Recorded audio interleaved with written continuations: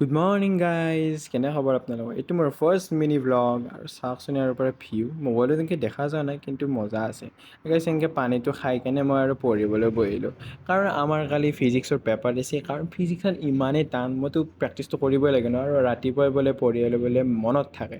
তো চাওকচোন মনত থাকে নে নাথাকে। এনেকৈ এটা চুইংগাম আছিল গাইজ কাষত, চুইংগামটো এনেকৈ খাই ল'লোঁ। খোৱাৰ পিছত আৰু এনেকৈ ষ্টাৰ্ট কৰিলোঁ পঢ়া। আৰু গাইজ এই মোৰ থপৰাটো মোৰ আইনাখনত আহিলে এনেকৈ ভিডিঅ' বা ফটো তোলাই যায় আৰু চাওকচোন, জাজ নকৰিব দেই। এনেইটো গাইজ মোৰ টেবুল হয় য'ত মই এনেকৈ পঢ়োঁ, মই ইয়াতে প্ৰিপাৰেশ্যন কৰোঁ। এইটো মানে লটকি আছে, নাথাকেই গাইজ। কি হ'ব, লাইফটো এনেকুৱা হৈ গৈছে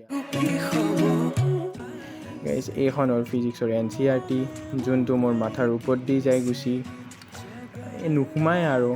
কিন্তু গাইজ এনেকৈ আৰু আজিৰ ভিডিঅ'টো সমাপ্ত কৰিলোঁ। Bye bye guys.